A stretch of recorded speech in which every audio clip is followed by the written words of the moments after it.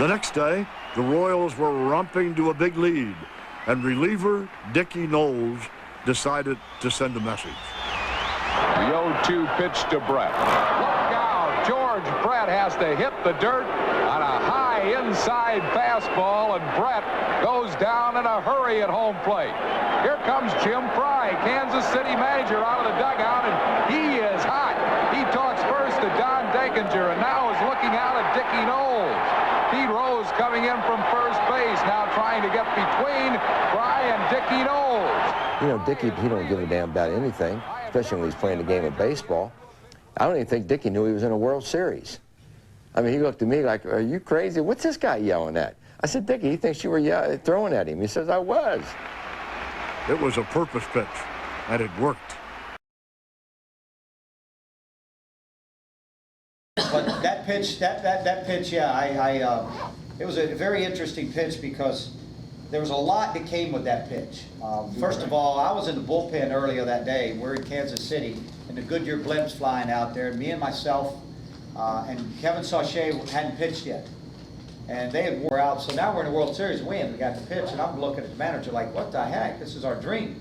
And Kevin Sauché and myself both are in the bullpen saying, man, we're not going to get to pitch in this World Series. And that day, Larry Christensen got knocked out in the first inning. And we're warming up.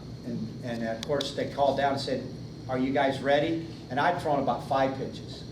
And Sauce had thrown about 4 or 5. And Sauce's remarks were, no way. And I said, I'm ready. And the bullpen coach looked at me and I said, I'm ready. I swear I'm ready. And they put me in the game, and I went in with the bases loaded and went 3-0 right off the bat. Ball 1, ball 2, ball 3. Threw a strike, and then Willie Wilson swung it, would have been ball 4 and grounded out. So I said, I got my World Series appearance.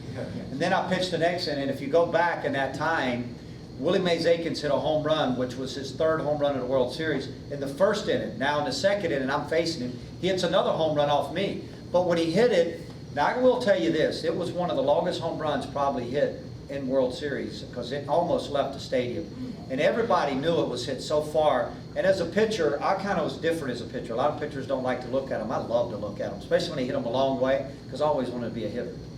So I turned around, I'm watching it, I'm going, wow, that's right. And I'm watching it hit about 2 feet from the top off the bullpen and bounce back, and I said, almost, I kind of wish it went out of stadium. When I turned around, he was still at home plate watching it too.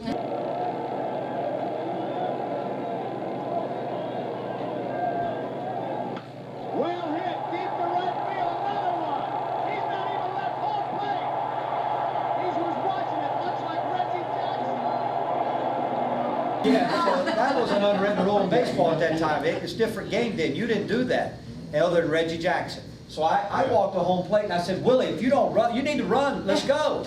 Willie's still looking, and he kind of gave it a little walk. And I said, dude, if you don't run, I'm going to hit you right in your head. Now that was kind of the way we talked to each other. And I watched him run around the bases, and I noticed our team was upset. So I went back to the dugout and I sat down, and Marty Bystrom, who was here, who always, we call him Hard Marty. If you don't know Marty, he's a piece of work.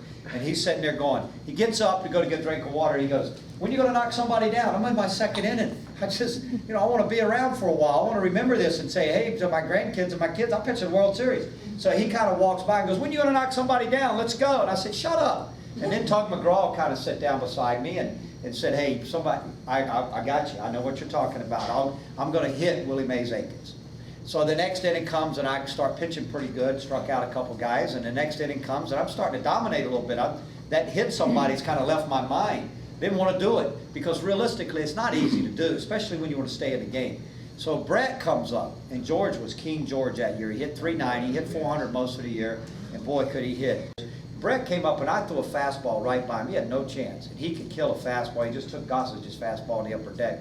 I threw another one right by him, and he started looking at his bat like, what's wrong with my bat? Like, this guy's, you know, who is this guy? And so I kind of got mad. So I told Brett, I had no intentions of getting Brett. I said, hey, if you don't get in the box, I'm going to hit you. Now, we could talk like that. These guys couldn't in their area. The umpire would eject them. We could do it. And I hollered at him, hey, if you don't get in the box, I'm going to hit you. Let's go. Because I'm thinking, Willie Mays Aikens up next. I got to get Brett out. I'm drilling him. Well, Brett took forever to get in the box. And I started to wind up, and I said, I'm letting it fly. Either he's going to die or get hit or get out of the way. And I thank God to this day the ball didn't hit him, because I was throwing about 95, 96 from what I heard in that game, and that pitch to him was only 90.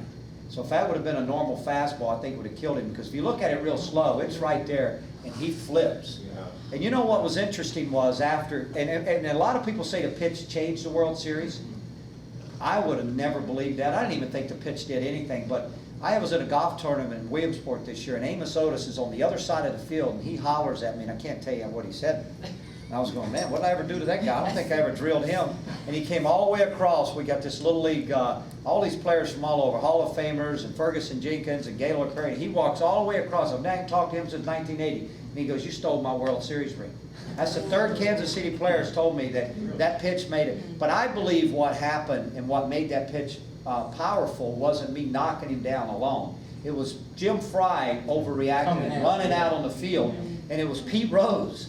He came in, and Rose come, and no, I mean, everybody else kind of looked, and I think they were all like, okay, that's National League Baseball, what's the big deal? Rose came running in, and Fry's out there, you better stop it right now, go get him. And I'm sitting on the mound thinking, Brett's not looking. Brett did look at me kind of funny. I mean, he spun all the way around, and kind of like his feet were backward, his head's looking at me.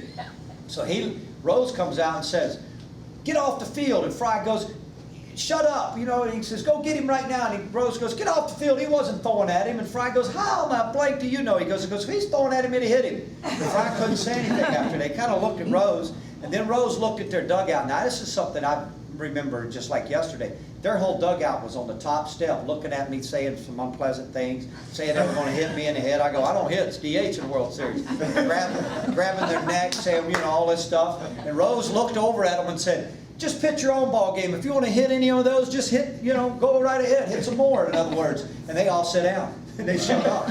But I think the way Rose reacted to the pitch and backed me, and I think the way he went in and started talking to Fry, I think that made it a little bit more powerful.